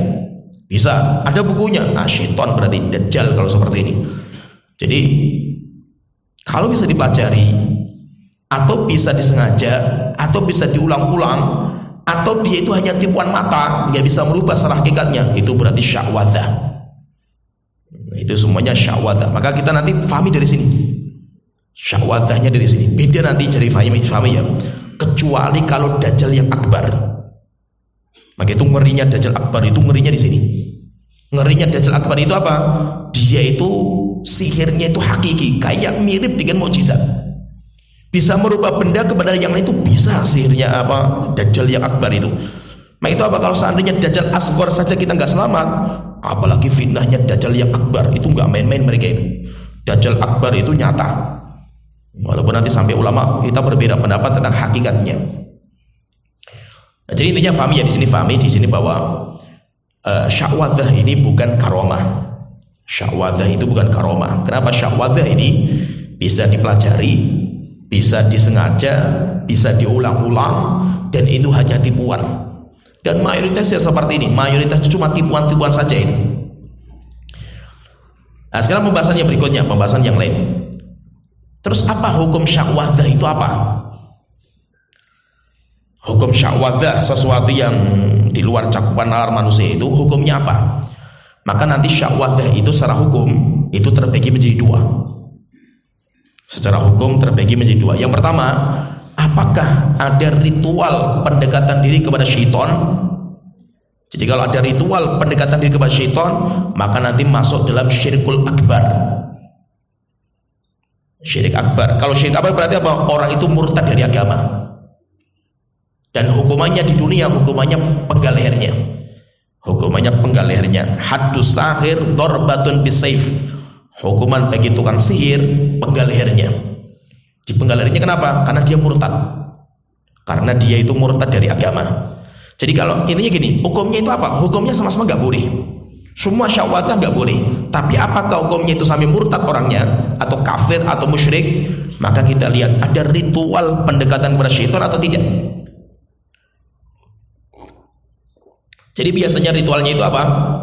Nanti macam-macam lah, ada kembang, sesajen, dan yang lainnya sampai terakhir. Biasanya itu ritual yang terakhir itu makan ayam cemani yang masih hidup.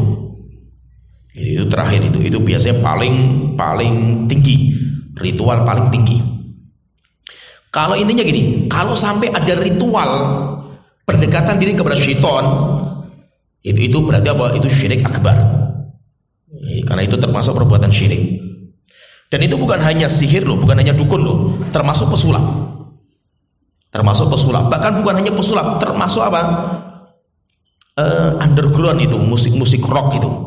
Sampai dia bisa konser, sampai suaranya melengking seperti itu, sampai kekuatannya itu dahsyat loh. Main musik itu nggak mudah, capeknya luar biasa loh. Suaranya kayak apa gitu loh. Mau saya ceramah saja pelan-pelan saja susah juga suaranya kan gitu. Ini suaranya bisa keras, bisa berjam-jam dan nggak capek. Itu apa? Ritual mereka itu, ada ritualnya itu.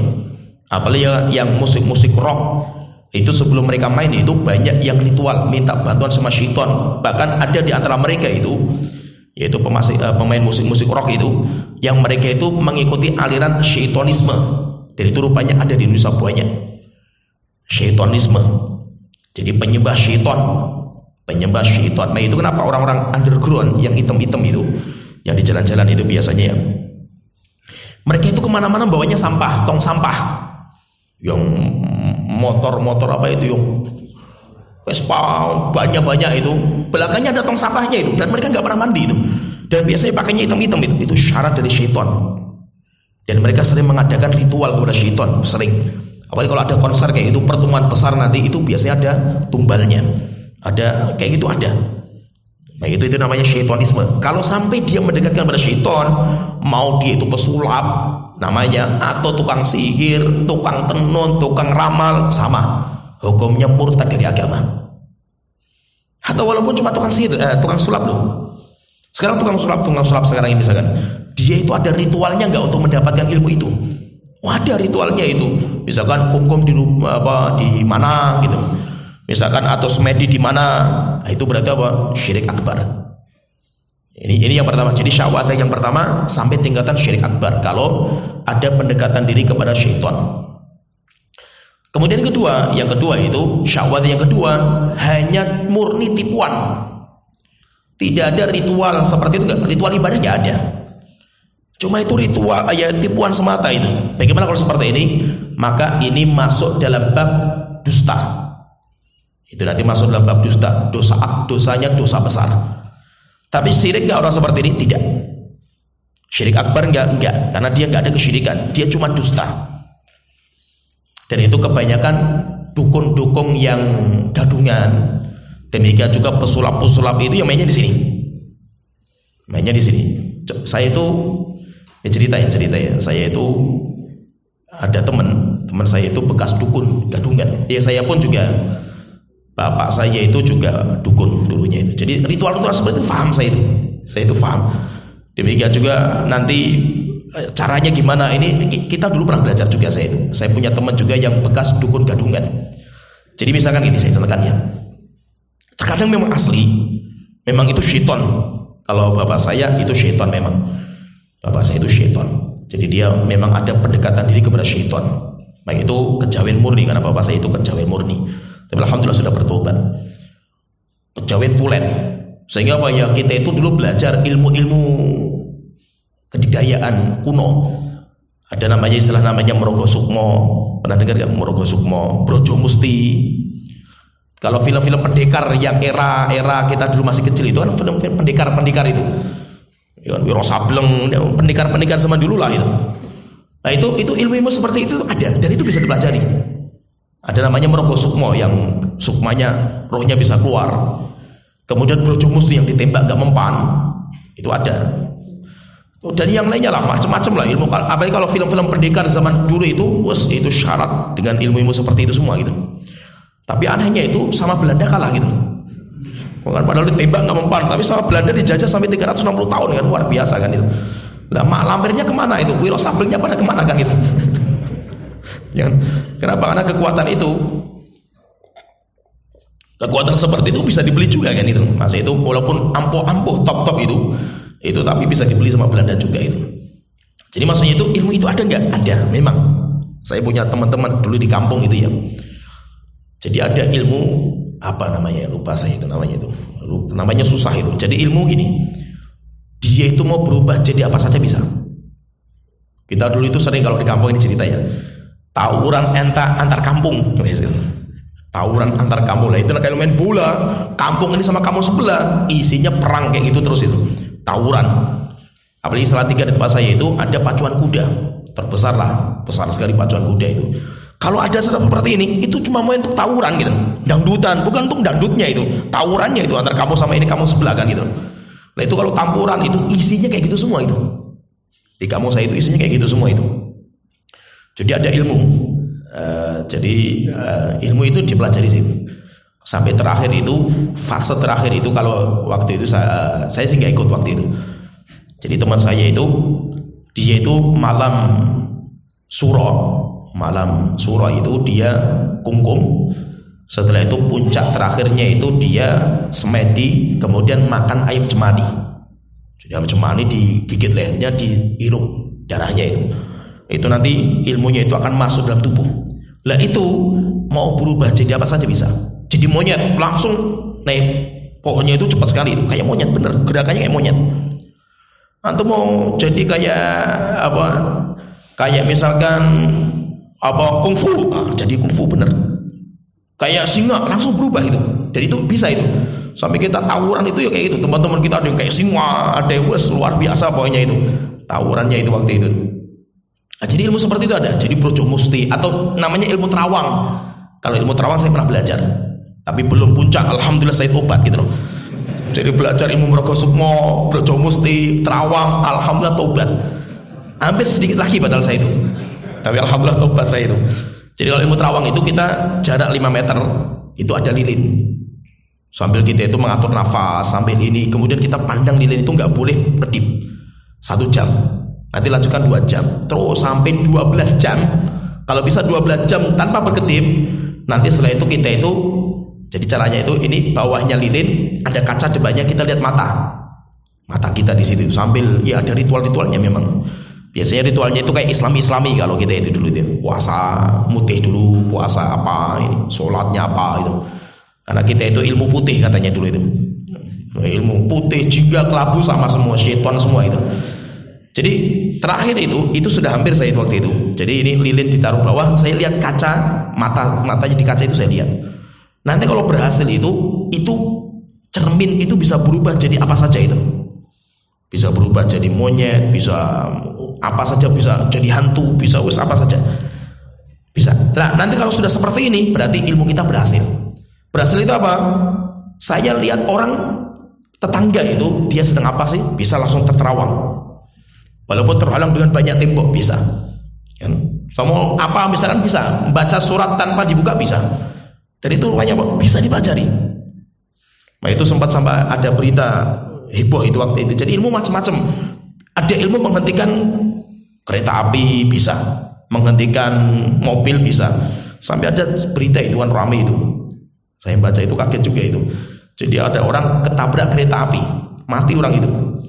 Ketika diteliti itu rupanya dia itu di tasnya itu ilmu itu menghentikan kereta api, tapi kalah sama kereta api, jebol juga itu, akhirnya ketabrak itu.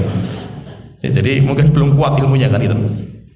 Jadi maksudnya itu apa ya, sesuatu yang ada memang itu pendekatan kepada syaitan, syawadzah itu bisa. Tukang sulap pun juga banyak seperti itu. Maka fahami di sini, apakah tukang sulap itu syirik? Itu bukan masalah sulapnya. Antum jangan melihat ritual apa kehebatan itu gitu. Mau dia itu dukun atau semuanya itu bisa, dia itu syaitan atau dia itu cuma bohongan saja gitu. Bisa, termasuk tukang sihir. Sulap bisa, bohongan itu. Demikian juga sihir. Makanya saya itu karena punya teman dukun gadungan, sampai ya saya diajari ritual atau trik-trik gadungannya tukang sihir itu kayak apa gitu. Contohnya misalkan ini, beberapa metode tukang sihir itu kan, kalau dia itu dukun lah itu ngobati orang pasien yang sakit, waduh diterawang dulu, waduh kamu disihir ini, kepala kamu banyak paku ini. Akhirnya ngomong, yang penting kan pintar ngomong itu, kayak jualan obat lah orang seperti itu kan, kayak jual obat gitu. Wah ngomongnya, akhirnya orang terpercaya. Akhirnya bahwa ini pakunya harus dikeluarkan ini, tapi maharnya mahal, bahasanya mahar, bahasa Islami lah itu. Terus harus pakai bambunya itu bambu kuning dari Arab katanya, terus macam-macam lah bahasanya itu. Bambunya berapa? Satu bambu harganya 5 juta tapi itu. Dan itu harus ritualnya lama, saya datangkan dari sana itu. Oh percaya, orang itu percaya aja lah itu. Nah nanti ketika dipraktekkan memang dimantrakan ini disedot. Setelah itu pokoknya maharnya satu paku harganya 1 juta. Nanti tinggal dihitung itu. Akhirnya dimuntahkan memang di mulutnya, pakunya banyak sekali itu. Dan bisa nggak seperti itu? Bisa. Itu tipuan. Karena teman saya itu ngajari itu. Nah, kalau mau belajar tak ajari kata dia itu. Caranya itu apa? Dia itu latihan dulu. Jadi makan paku dimasukkan mulut sampai bisa diatur, dimasukkan di bawah lidah itu nggak sobek. Jadi dia itu ngomong biasa kayak gini, tapi bawahnya itu sudah ada paku banyak di sini itu. Nanti ketika disedot, taruh di bambu itu tinggal dikeluarin aja itu. Tinggal dihitung berapa pakunya kan itu. Nah itu berarti apa? Syaitan kayak itu, bukan dajjal orangnya itu kan, itu penipu kan itu. Jadi dukun gadungan. Contoh lagi misalkan telur air cemani, ayam cemani itu kan, oh diusap-usapkan ke kepalanya orang itu nanti ini banyak jarumnya ini. Oh ritual apa saja tiba-tiba keluar. Ini sudah keluar semua ini. Maharnya pokoknya 1 jarum 5 juta. Terus dibuka pecah, pakunya banyak sekali, jarumnya banyak. Bagaimana caranya? Caranya itu bikinnya itu telurnya itu dimasukkan dalam zat asam. Telur itu kalau dimasukkan zat asam, cakangnya itu lembek. Setelah itu tinggal dimasukin, paku mau berapa dimasukin atau kan itu. Jarumnya tinggal dimasukin aja gitu. Nanti ditunggu keras tapi warnanya hilang, warna kuningnya. Tinggal disemprot. Tinggal nanti itu sampai saya cerita teman saya. Jadi ini dukun-dukun gadungan lah, dan itu rupanya banyak. Saya punya teman itu ya, dia cerita itu. Dulu ada orang sakit. Oh yes, pokoknya bahasanya bahasa ngibul semua lah itu. Oh ini obatnya berat ini, penyakitnya luar biasa ini. Ini obatnya cuma 1. Apa ini? Kopi Arab gitu. Tapi ini ngambilnya dari pucuk gunung di Arab Saudi sana itu. Wah, terus bagaimana ritual? Oh, ritualnya lama itu 5 hari. Nanti setelah 5 hari datang ke sini. Wah, akhirnya bener dikasih. Ini rasanya pahit sekali nih. Kamu minum minimal 5 biji. Nanti disangrai kemudian diminum. Rasanya pahit sekali itu. Orang banyak percaya itu. Rupanya apa itu? Kotoran kambing. Kotoran kambing disangrai terus sampai kencang sekali, keras sekalian. Itu kopi Arab katanya itu. Rupanya banyak yang percaya itu. Syaitan semua ini, dajjal semua kan itu. Nah itu apa? Adanya pesulap merah itu kan membongkar semua itu. Trik-triknya itu kan dibongkar semua sama dia kan itu. Nah jadi maksudnya bisa pesulap, mau pesulap lah saya katakan, mau pesulap, mau dia itu dukun, tukang sihir. Terkadang ada memang ritual kepada syaitan, minta bantuan kepada syaitan, ada. Termasuk pesulap, ada juga. Ada juga yang itu murni kecepatan lah itu, atau tipuan lah itu. Maka kita katakan kalau sampai ada ritual kepada syaitan, maka ini syirik akbar. Tapi kalau tidak ada, cuma permainan tangan atau ngibul saja, berdusta, maka itu bukan syirik akbar tapi dosa besar. Nanti apakah dia itu nanggung kerugian? Iya. Kalau sampai adanya misalkan dia cuma trik-trik seperti itu saja, orang lihat nggak ada masalah itu, maka berarti dia dosanya di situ. Tapi kalau sampai dia itu mengambil harta orang lain dari cara seperti itu, berarti harus mengganti rugi. Dia harus mengganti rugi. Kenapa? Dia termasuk pencurian. Dia mencuri hartanya orang kan itu. Berarti nanti mengganti rugi di situ. Tapi itu termasuk dosa besar, tapi tidak sampai tingkatan syirik. Kemudian pembahasan terakhir ini karena waktunya udah hampir habis. Pembahasan terakhir, terus apa sih kita itu hukum mendatangi dukun, tukang ramal, tukang sihir, pesulap, itu hukumnya apa? Kita mendatangi mereka ini. Maka kata Suthaimin, beliau mengatakan orang mendatangi ini, orang-orang seperti ini, syawadah seperti ini, dan itu fahami ya, namanya mendatangi itu bisa langsung. Kalau zaman sekarang kan langsung, kita ada acara kita langsung datang, atau nonton televisinya, atau aplikasinya, atau YouTube-nya, atau download aplikasinya seperti itu, sama saja, semuanya sama hukumnya itu. Mau langsung atau pakai media sosial sama, hukumnya nggak ada bedanya. Maka nanti mendatangi tukang sihir itu ada 3. Mendatangi syawadah tadi itu ada 3 hukumnya itu. Yang pertama, kita bertanya kepada mereka dan kita percaya kepada mereka 100% lah. Kita itu bertanya, kemudian kita itu percaya. Maka Rasulullah mengatakan man ata arrafan fasalahu, siapa yang bertanya kepada arraf, tukang ramal, sama juga dukun nanti dan yang lainnya, dan dia percaya, maka dia telah kufur kepada apa yang diturunkan sama Rasulullah SAW. Kalau dia percaya, maka dia bisa kafir. Orang itu bisa kafir kalau dia itu percaya. Kenapa? Karena sihir demikian juga sebenarnya kan sudah dibatalkan sama Allah Ta'ala. Kok dia itu mendatangi untuk membenarkan, maka dia bisa kafir orang seperti ini. Kemudian kedua, orang yang datang hanya untuk rame-ramekan saja lah, senang-senang gitu, asik. Walaupun saya nggak percaya juga itu, tapi senang gitu, asik lihatnya itu. Ritual-ritual seperti itu. Walaupun saya nggak percaya gitu, tapi saya senang. Maka orang seperti ini sholat selama 40 hari nggak diterima sama Allah Ta'ala. Maksudnya diterima itu apa? Nggak ada pahalanya, tapi tetap wajib, orang itu sholat wajib, tapi pahalanya nggak ada selama 40 hari. Yaitu siapa itu? Orang-orang yang ikut meramaikan. Karena datangnya kita untuk meramaikan itu fitnah bagi yang lain kan itu. Seperti aplikasi, antum nonton sampai akhirnya view-nya banyak kan itu. Walaupun antum nggak percaya, tapi antum ikut menambah view-nya itu. Akhirnya apa? Nanti orang-orang banyak percaya kan itu. Gara-gara banyak penontonnya itu banyak kan itu. Akhirnya apa? Akan menipu yang lain. Orang seperti ini berarti apa? Sholat selama 40 hari nggak diterima. Kemudian ketiga, orang yang mendatangi mereka untuk membongkar kedoknya mereka. Itu datang untuk membongkar kedoknya mereka itu. Maka hukumnya terkadang wajib bagi orang yang mampu. Orang yang mampu hukumnya wajib. Kenapa? Ini termasuk amar ma'ruf nahi munkar. Ini termasuk bagian dari amar ma'ruf nahi munkar. Yaitu kalau dia itu mampu untuk membongkar kedoknya mereka. Tapi kalau tidak mampu, maka hati-hati. Karena tipuan seperti ini itu gak main-main. Seperti Rasulullah SAW ketika dengar kabar kalau Ibnu Sayyad atau Ibnu Sa'id itu, sebagian sahabat mengatakan itu kayak Dajjal persis, bisa mengerti perkara yang ghaib dan yang lainnya. Akhirnya Rasul itu datangi. Kemudian terjadi diskusi sama Ibnu Sayyad. Sampai akhirnya Rasul bertanya, "Wahai Ibnu Sayyad, kamu tahu nggak apa yang saya sembunyikan di hati saya?" Maka Ibnu Sayyad mengatakan, "Duh," yaitu dukhon, maksudnya itu asap. Maka Rasulullah mengatakan, "Enggak, kamu itu keliru. Saya tidak menyembunyikan itu." Akhirnya apa? Rasul ingin membongkar gitu. Akhirnya apa? Orang-orang tahu kalau dia itu bukan Dajjal, bukan. Demikian juga Syekhul Islam juga pernah seperti itu. Syekhul Islam pernah mendatangi atraksi seperti itu. Ketika mereka membakar diri nggak mempan. Jadi akhirnya Syekhul Islam datang. Kemudian mereka ditantang sama Syekhul Islam, mau nggak kalian itu kalau kalian benar itu kita masuk api bareng-bareng dengan syarat kalian mandi dulu pakai sabun. Syekhul Islam mengatakan bahwa karena saya tahu kalian itu pakai zat minyak tertentu yang itu nggak tersentuh dengan api.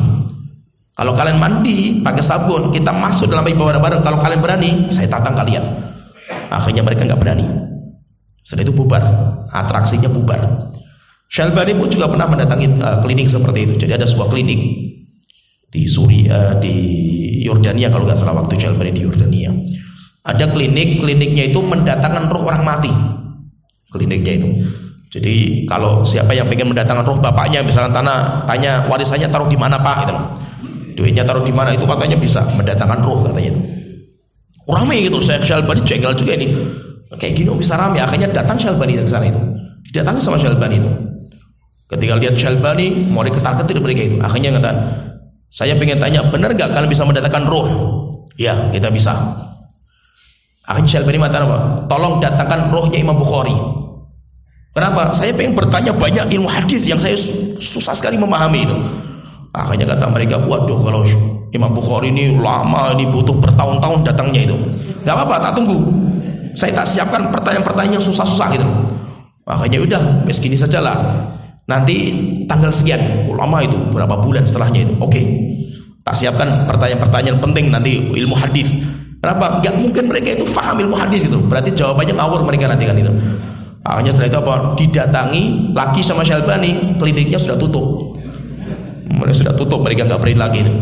Sehingga maksudnya apa? Membongkar triknya mereka itu wajib kalau dia mampu gitu, supaya banyak orang nggak tertipu gitu. Itu apa? Ketika datang pesulap merah ini, ya kan, pesulap merah itu yang banyak membongkar triknya para pesulap dan dukun dan yang lainnya itu, ya alhamdulillah gitu. Akhirnya banyak kaum muslimin yang sadar mereka itu bukan siapa-siapa, mereka itu bukan orang yang hebat, itu cuma tipuan semata kan itu. Sehingga jangan takut dengan mereka itu. Entah apa sih motifnya pesulap merah itu, motifnya apa, wallahu alam. Itu kan urusan dia dengan Allah Ta'ala. Yang penting apa? Kita lihat manfaatnya. Dengan itu kan alhamdulillah sekarang apalagi viral, sekarang pada lihat semua kan itu. Bagaimana tentang trik-triknya dukun ini tuh kayak gini, maksudnya itu gini, caranya kayak gini. Akhirnya kan kebongkar semua, dan semua dukun, pesulap semuanya marah semua yang dengan pesulap merah ini. Dan itu bagus. Maksudnya itu apakah seperti itu wajib? Bagi yang mampu terkadang wajib. Bagi yang mampu wajib untuk membongkar triknya mereka. Kenapa? Karena ini termasuk amar ma'ruf nahi munkar. Kalau orang yang mampu kok enggak amar ma'ruf, terus siapa lagi yang mau amar ma'ruf kan itu? Maka harus ada yang membongkar trik-trik mereka itu. Nah, jadi intinya seperti itu. Intinya mendatangi tukang ramal, tukang dukun itu nanti ada 3 macam ini. Maka terkadang malah hukumnya wajib. Hukumnya wajib termasuk. Jadi nanti semuanya dilihat kepada kemampuan kita. Rasulullah memberikan kaidah umum misalkan, man sami'a bid dajjal falyana anhu. Siapa yang mendengar dajjal keluar, lari sejauh-jauhnya. Itu kaidah umumnya. Saking bahayanya fitnahnya itu. Tapi Rasulullah menyebutkan ada seorang pemuda yang dia itu mendatangi dajjal. Pemuda itu sampai akhirnya ditangkap sama dajjal. Setelah itu dihukum mati sama dajjal kan, dipecah perutnya. Setelah itu dihidupkan lagi sama dajjal. Apa kata dajjal? Tanya sama dia, "Kamu sekarang beriman sama saya enggak? Kamu tak pecah perut kamu sampai kamu mati, kemudian saya hidupkan lagi." Dia mengatakan, pemuda ini, "Masdatu fika illa basirah." Saya semakin yakin kamu adalah dajjal. Setelah itu digergaji kepala orang itu dari kaki, kepala sampai kaki, sampai terbelah menjadi 2 belahan. Setelah itu dajjal berjalan di tengah-tengah. Kemudian dajjal mengatakan, "Qum, berdiri wahai anak muda." Akhirnya berdiri, menyatu lagi jasadnya itu. Dan itu nyata loh, itu bukan tipuan. Itu nyata. Setelah itu dajjal bertanya lagi, "Kamu sekarang beriman sama saya enggak?" Maka pemuda itu mengatakan, "Saya semakin yakin kamu adalah dajjal." Akhirnya mau digergaji kepalanya, lehernya itu dibelah sama kepala dan kakinya. Setelah itu Allah menjaga lehernya itu dengan tembaga. Akhirnya tidak bisa lagi dajjal itu membunuh orang itu. Kata Rasulullah mengatakan, "Ini orang terakhir yang dibunuh sama Dajjal. Setelah ini Dajjal sudah nggak bisa membunuh lagi. Rasulullah apa kata Rasulullah terhadap pemuda ini? Rasulullah mengatakan dia itu a'zamu syahadatan indallah, orang yang paling besar jihadnya di jalan Allah Ta'ala. Lah kenapa orang itu datang daripada Dajjal itu apa? Dia mengatakan itu, saya akan datangi Dajjal, akan saya bongkar keduanya dia, bahwasanya dia itu Dajjal yang disebutkan sama Rasulullah SAW, supaya orang itu nggak tertipu dengan dia. Akhirnya ketika dia datang ke Dajjal, diskusi, dia mengatakan kamu itu Dajjal, jelas sifatnya ada semua itu, sebagaimana disebutkan sama Rasulullah SAW. Maksudnya di sini apa? Bagi orang yang mampu membongkar kedoknya mereka wajib. Tapi nggak main-main, maksudnya untuk masuk ke sini itu nggak mudah. Tidak mudah karena triknya mereka itu juga nggak main-main gitu. Dan permusuhan mereka itu nggak main-main. Mereka pun akan menghabisi orang-orang yang berusaha untuk membongkar mata pencarian mereka, karena mereka butuh makan kan gitu. Siapa yang mengganggu pekerjaan mereka karena akan dihabisi, maka nanti akan disihir dan yang lainnya. Tinggal antum kuat nggak gitu. Nah, itu kalau antum kuat dan antum tahu trik-triknya mereka, maka itu tidak ada masalah, wajib, karena malah hukumnya wajib. Tapi kalau tidak mampu, maka jangan, karena ini masalah seperti ini gak mudah, berat. Masalah seperti itu luar biasa beratnya, gak main-main. Ya sampai sini karena kita sudah habis waktunya. Sebenarnya ada masalah sedikit yang ingin saya sampaikan tentang Dajjal, tapi waktunya gak cukup. Maksudnya tentang kehebatan Dajjal itu kayak apa, dan ciri-cirinya Dajjal itu kayak apa, supaya kita itu bisa nanti ketika Dajjal itu keluar, kita itu bisa terhindar minimal dari fitnahnya Dajjal itu. Tapi waktu kita nggak cukup. Ya sampai di sini pembahasan kita, mudah-mudahan bisa bermanfaat. Wa akhiru da'wana alhamdulillahirabbil alamin. Sallallahu Muhammad wa ala alihi wa sahbihi ajmain.